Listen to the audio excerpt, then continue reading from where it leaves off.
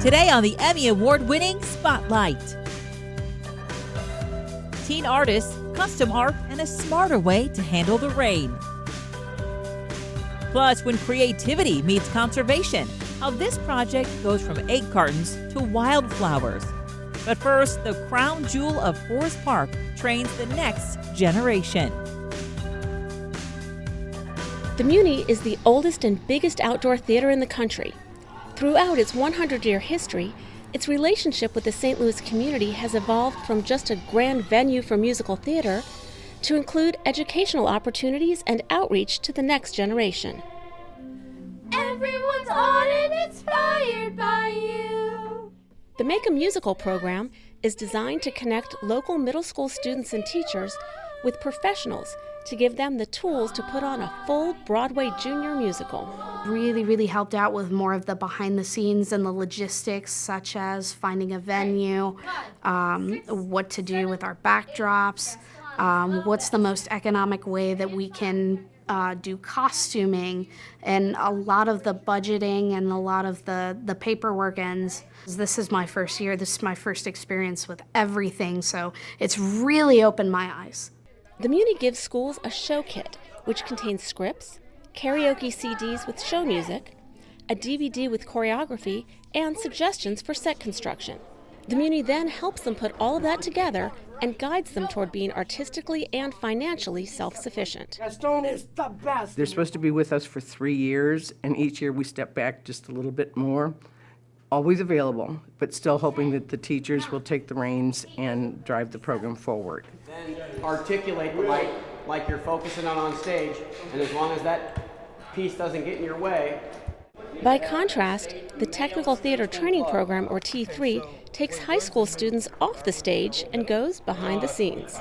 We were looking at our outreach programs and growing them, and we started the Make a Musical program. We were working with the High School Musical Theater Awards program, and all of those programs are really based on actor, singer, dancers. And so a few of us were like, what about us? What about the technical people who are just as vital to the theater as the actor, singer, dancers? What are we doing for those young kids? That's where T3 comes in.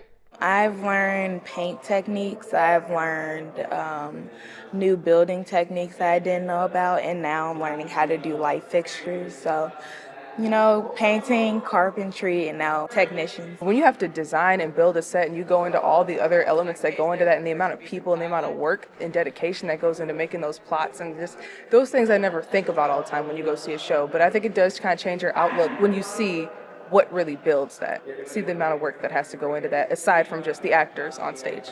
And that newfound perspective may just change their future goals as well. It gives me something to do and lets me have a learning opportunity with what I like in my interests, and it might have me something to do when I get into college. Like, I wanted to start out being a costume designer. I'm probably going to be more of a carpenter backstage instead. The kids that are here, they're here because they want to be here. They're not here because they have to be. So it's really good to teach the ones that want to learn, because they're going to take it into a job in the future. These students have the opportunity to not only work with a professional, but have meet other professionals, get on calls when they graduate from high school, know people already in the industry, so if they have a question, they can reach out to us. It's really a whole lifeline of possibilities for these students. If they want to do something, all they have to do is reach out and ask us, and we'll point them in the right direction. I think we believe so strongly in the arts, that the arts are important whether you're going to do it as a career or not. These kids who are doing this show, if they become performers, that's great. But if they don't, they will be much more informed audience members.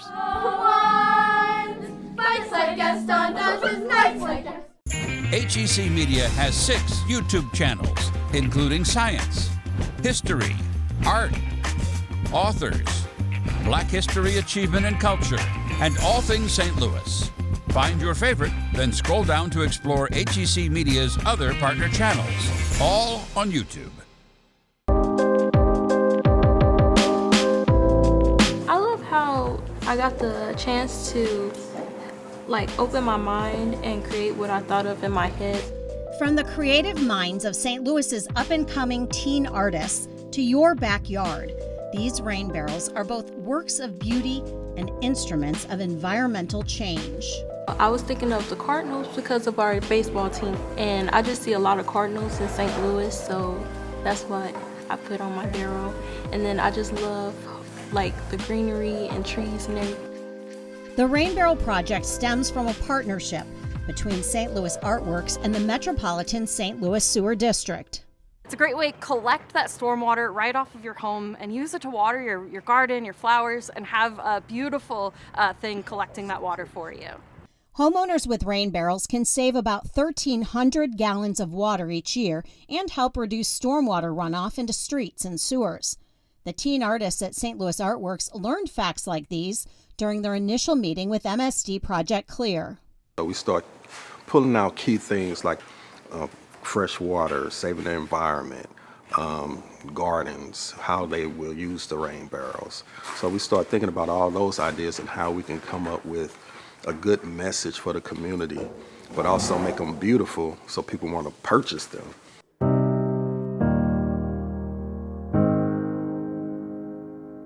This is like the biggest thing I've ever done, first of all, and it was really challenging to paint on a round surface, especially because it has like these little bevels in it, which is hard when you're trying to do like crisp lines like I wanted to achieve. It's just amazing just to see that creativity. And then what I try to do is build on the apprentice strengths. Not all of our apprentices are technicians in drawing. Some, like one of our young men, he loves to do graffiti.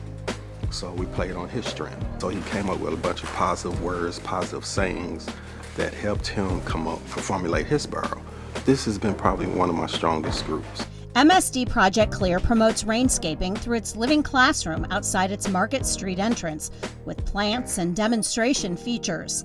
This container was painted by students from St. Louis Artworks. You're not only protecting the environment, but you're also supporting a good cause. So giving back to the community in multiple ways. We work with young people aged 14 to 19 and hire 180 to 200 youth annually. The Rain Barrels help to fund the projects that we do with the youth. We hire them as apprentices. We are an art education job training program, and we also offer life skill training as well as art therapy to the youth. It's just the whole component of it was just to build up these young people, to build their confidence. So I'm pretty proud of myself how it came out. I think that was really nice to see how it turned out because I wanted it to look like very clean and kind of flat, which I think I did a pretty good job. St. Louis Artworks holds a spring sale on the rain barrels, which cost around $200. The group also offers custom designs. It serves a purpose. It is not only beautiful in your yard, but it also feeds the environment. HEC Media, recognized, celebrated, honored time and again for excellence in the industry. Find all of the award-winning content at hecmedia.org.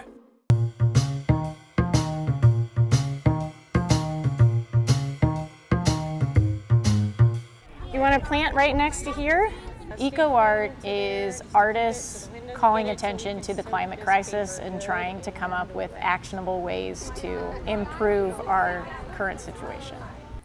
Taking Flight is an eco art project where I work with students to teach them paper making and print making, all while learning about pollinators. The paper that we make is actually embedded with wildflower seeds that we end up planting as part of the project. It involves a couple different steps. The first step is workshops with kids or adults where there's kind of education with the importance of pollinators, but at the same time they're learning hand paper making and print making.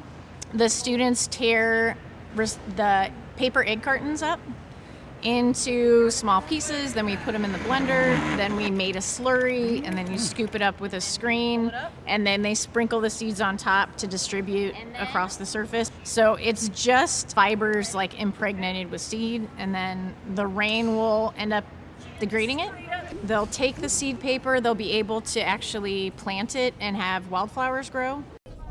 Excellent. Part of Taking Flight is that it feeds into the collaborative nature of lots of people making small efforts leading to big results. HEC has been bringing you positive programming and award-winning content for decades. Arts, education, culture, in-depth discussions, films, and more. All in one place, hecmedia.org. These dancers from Kaiser Elementary School are illustrating themes through dance. But these are not just any themes. Students chose them after reading a pre-selected book in class. The book we were reading is called Restart by Gordon Corman. It's about a kid who falls off a roof and then he gets amnesia and he has to restart his life. And so there's a lot of themes to that book, and that's what we're trying to make of the dance. The mission of MADCO is to entertain, educate, and collaborate through innovative dance experiences. And I think Books in Motion is a perfect example of that. We are taking books and literature and making it really tangible and interesting for them.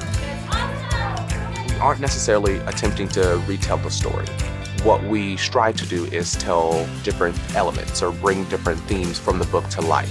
For this specific program, we talk to the students a lot about how they feel about the story, and we're interpreting how they feel about the story. So it's not necessarily how we feel as directors of the situation. It's more of how do they feel about the story, what did they get, what are the main themes that they got out of the story. It's been fun and enjoyable because you can create your own dances and stuff, and you get to dance with all your friends. Our themes that we're pulling out of the books are more character education building. They're more themes that the schools are already trying to work with their students so that we can really try to make sure that what the students and the schools are working on is being met with this Books in Motion theme, and so that this is enhancing what they're already working on. But then we go one step further. How would you show that in movement?